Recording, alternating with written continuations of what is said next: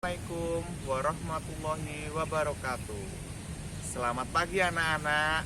Salam semangat belajar. Hari ini bersama dengan Kak Han akan membahas sebuah materi yang sangat seru. Kira-kira apa ya?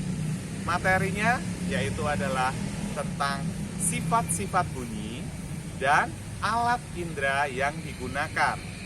Nah, diharapkan nanti anak-anak ketika melakukan percobaan kita dapat mengetahui bagaimana sumber bunyi itu berasal. Yang kedua, nanti kita juga akan melakukan sebuah identifikasi terhadap sebuah gambar, di mana kita harus tahu bagian-bagian dari indera pendengar kita. Dan juga kita juga akan tahu proses mendengar itu seperti apa. Nah, seru kan? Makanya ikuti pembelajaran hari ini dengan Kak Hanin. Nah, namun sebelum itu Kak Han lagi cari nih Kak Laras, karena udah janjian. Kira-kira kemana ya Kak Laras ya? Di sana. Ayo ikuti terus dengan Kak Han. Ayo.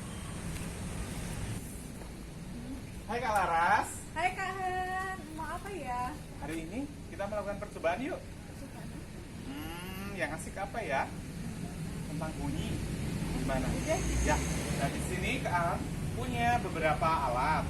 Nanti Kak Laras matanya ditutup. Kemudian Kak Han nanti menggunakan rebana. Nanti Kak Laras menebak kira-kira rebananya di sebelah kanan atau di sebelah kiri dengan mengangkat tongkat. Bisa? Sip. Silakan Kak Laras. Oke. Ya. Nah, ini tongkatnya. Oke, siap ya Kak Laras? Yang pertama. Betul. Yang kedua. Ya, benar sekali. Ternyata Kak Laras pintar. Sekali lagi. Kiri. Ya, betul. Ya, bisa dibuka Kak Laras. Nah, ternyata Kak Laras bisa menebak dengan benar ketiga kalinya. Nah, hebat ya Kak Laras ya. Jadi, salah satu sifat sumber bunyi adalah dapat merambat melalui medium, seperti medium udara. Nah, alat indera kita adalah telinga. Apakah anak-anak udah tahu bagian-bagian telinga? Pasti sudah tahu ya. Kita lihat video berikut ini. Bagian-bagian telinga. Telinga kita terdiri dari 3 bagian. Yang pertama, bagian telinga luar. Yang kedua, bagian telinga tengah. Dan yang ketiga, bagian telinga dalam. Bagian telinga luar terdiri dari daun telinga, seperti pada gambar berikut ini. Yang kedua adalah saluran telinga luar. Kita lihat pada gambar berikut ini. Yang ketiga adalah membran timpani atau yang sering kita dengar dengan gendang telinga. Terdapat pada gambar berikut ini.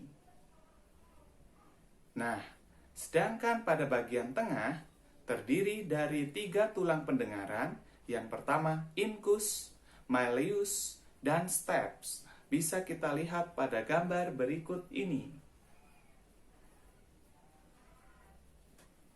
Kemudian, di dalam telinga kita terdapat rumah siput atau yang disebut dengan koklea, seperti pada gambar berikut ini. Selanjutnya, getaran itu akan diubah menjadi bunyi dan disalurkan ke otak melalui saraf koklea, seperti pada gambar berikut ini. Dan yang terakhir, bagian dalam dari telinga adalah saluran eustasius atau saluran yang dapat digunakan untuk menyeimbangkan tekanan udara. Ketika kita berada di dataran tinggi, maka sering kita rasakan telinga kita berbeda udara. Nah, Maka dari itu, saluran Eustachius inilah yang berfungsi sebagai berikut itu. Inilah gambar saluran Eustachius. Demikianlah bagian-bagian telinga yang dapat kita amati dari gambar berikut. Bagaimanakah proses bunyi terdengar sampai ke telinga kita? Ingin tahu? Yuk kita lihat ilustrasi berikut ini.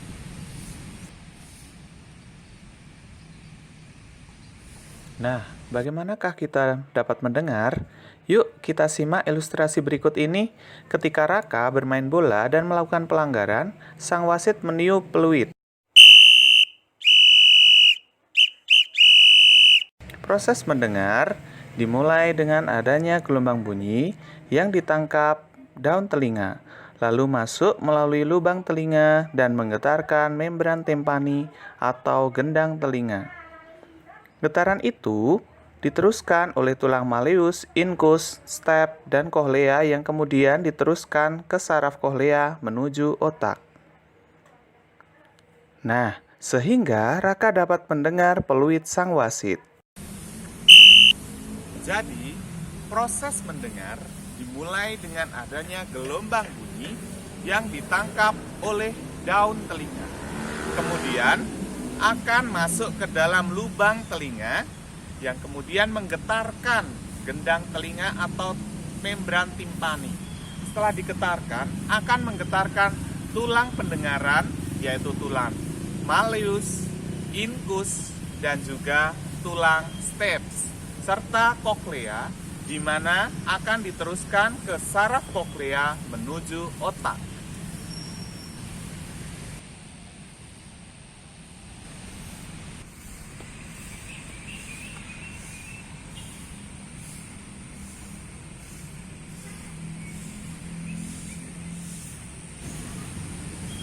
Nah, maka dari itu kita patutnya harus bersyukur kepada Tuhan yang Maha Esa yang telah memberikan telinga kita yang sehat, yang bisa berfungsi dengan baik. Oleh sebab itu, lebih baik kita harus bisa merawat telinga kita. Bagaimana cara merawatnya?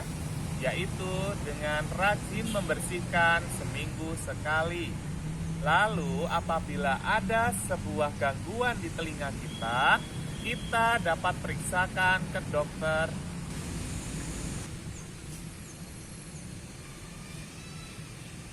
Nah, tugas hari ini anak-anak akan mengerjakan sebuah tugas, yaitu membuat peta pikiran. Nah, peta pikiran di sini silakan nanti anak-anak di rumah bisa membuat peta pikiran seperti ini, di mana terdapat indera pendengar, kemudian dibuat sebuah bagan, sebuah bagan. Yang pertama ada bagian-bagian, kemudian ada cara merawat, cara kerja, dan juga fungsi. Apakah peta pikiran ini bisa dimodifikasi? Boleh, sangat boleh. Bisa dibuat seperti gambar atau dibuat seperti mind mapping, seperti berwarna-warni, boleh. Seperti ini contoh. Nah, bisa dikreasikan sekreatif mungkin. Diberi warna, diberi tulisan yang indah, diberi gambar, sangat diperbolehkan. Jelas ya anak-anak?